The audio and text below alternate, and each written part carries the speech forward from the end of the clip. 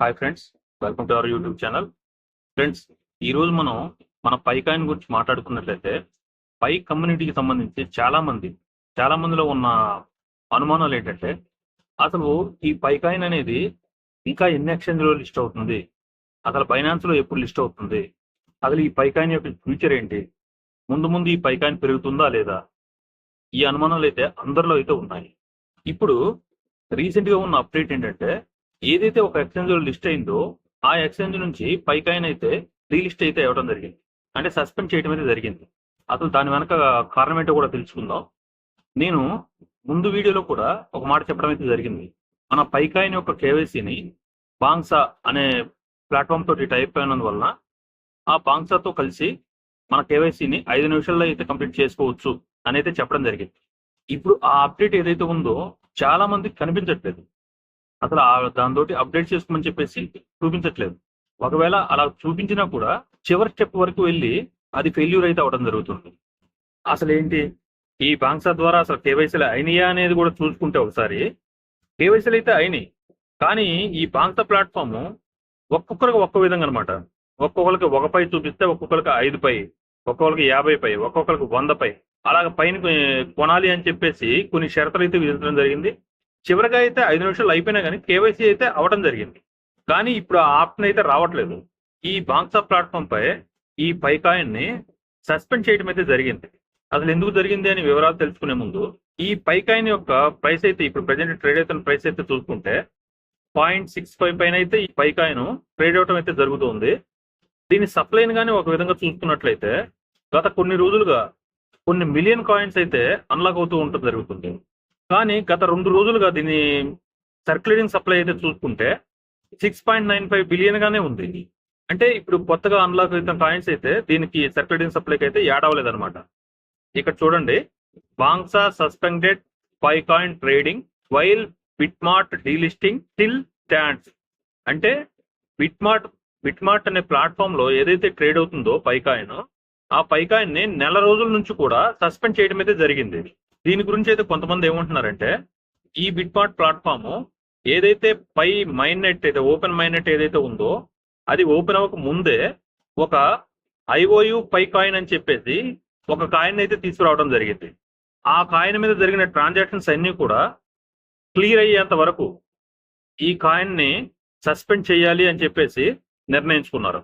ఇది జరిగి 1 నెల అయింది, కానీ ఇప్పటి వరకు దాని గురించి ఒక అప్డేట్ అయితే ఏమీ రాలేదు.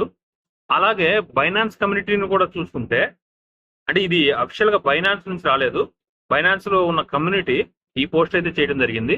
ఇక్కడ కూడా సేమ్ న్యూస్ అయితే రన్ అవుతూ ఉంది.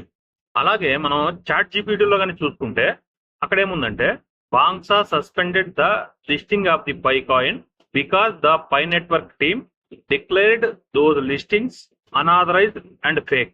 ఆల్రెడీ ఇప్పటికే దీని మీద ఒక ఇన్వెస్టిగేషన్ అయితే జరుగుతుంది. అసలు ఏమైందంటే, ఈ బాంగ్సా అనే ప్లాట్ఫామ్ ఏదైతే ఉందో ఆ బాంగ్సాలో ఉన్న పై కాయిన్స్ ని ఒక సబ్ వ్యాలెట్ క్రియేట్ చేసి దాదాపుగా 7 నుంచి 8 మిలియన్ డాలర్స్ పైన అయితే సబ్ వ్యాలెట్ కి ట్రాన్స్ఫర్ చేయడం జరిగింది. అలాగే మనందరికి కూడా తెలుసు, రీసెంట్ గా ఈ బాంగ్సా అనే ప్లాట్ఫామ్ 30 మిలియన్ పై కాయిన్స్ ని బై చేయడం అయితే జరిగింది. దీన్ని పైకోర్ టీం వాళ్ళు చాలా సీరియస్ గా అయితే తీసుకోవడం జరిగింది. ఎందుకంటే వీళ్ళు చేస్తున్న ఈ ట్రాన్సాక్షన్స్ ఏవైతే ఉన్నాయో ఈ పైకాయిన్ యొక్క ప్రైస్ మీద, ఈ స్టెబిలిటీ మీద చాలా ఎఫెక్ట్ చూపించవచ్చు అని చెప్పేసి వీళ్ళు ఈ విషయాన్ని చాలా సీరియస్ గా తీసుకున్నారు.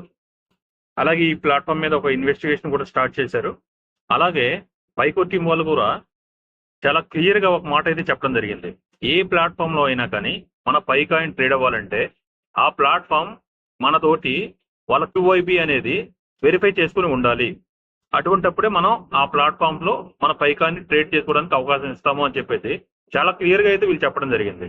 అలాగే మన పైకాయిన్ one of the top 10 exchanges లో ఒక క్రిప్టో ఎక్స్చేంజ్ లో అయితే రీసెంట్ గా లిస్ట్ అవుతుంది అని చెప్పేసి ఒక వార్త అయితే వచ్చింది ఫ్రెండ్స్.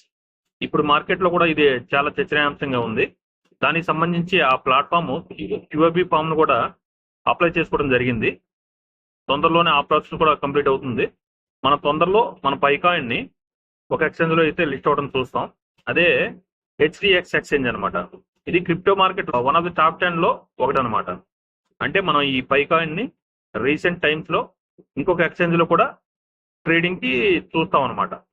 మనం ఇవన్నీ చూసిన తర్వాత మనం చాలా ఆనందించవలసిన విషయం, సంతోషించవలసిన విషయం ఏంటంటే మార్కెట్లో, క్రిప్టో మార్కెట్లో ఈ పై కాయిన్ గురించి నెగిటివ్ న్యూస్ స్ప్రెడ్ అవుతున్నా కూడా ఈ ప్రైస్ అనేది చాలా స్టెబిలిటీగా ఉంది. మనం ఈ పై కాయిన్ స్టెబిలిటీ ఎంత ఉందో చూసుకుంటే ఈ కాయిన్ కున్న వాల్యూ, దీనికి ఎంత బలం ఉంది అని చెప్పేసి మనకు క్లియర్ కట్ గా ఒక పిక్చర్ అనేది అర్థమవుతుంది.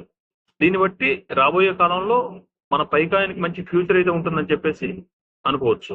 ఇప్పుడు ఏదైతే డీలిస్ట్ అయినాయి, సస్పెండ్ అని చెప్పేసి మనం అనుకుంటున్నామో తొందరలో ఒక నెలలోనో 2 నెలల్లోనో ఆ ట్రాన్సాక్షన్స్ అన్ని కూడా వాళ్ళు క్లియర్ చేసుకుంటే మళ్ళీ ఆ ఎక్స్చేంజెస్ లో లిస్ట్ అయ్యి మన పై కాయిన్ మళ్ళీ ట్రేడ్ అవుతుంది అనమాట.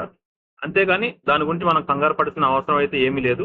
అందువల్ల తొందరగా ఆ విషయాలు మొత్తం క్లియర్ అయ్యి మన పై కాయిన్ మళ్ళీ లిస్ట్ అవ్వాలని చెప్పేసి మనం అందరం కోరుకుందాం. నాకు తెలిసిన ఈ విషయాలు మీ అందరికీ షేర్ చేయాలనే ఉద్దేశంతో ఈ వీడియో చేయడం జరుగుతుంది. దయచేసి నేను చెప్పిన విషయాలు కానీ మీకు నచ్చినట్లయితే ఒక లైక్ చేయండి.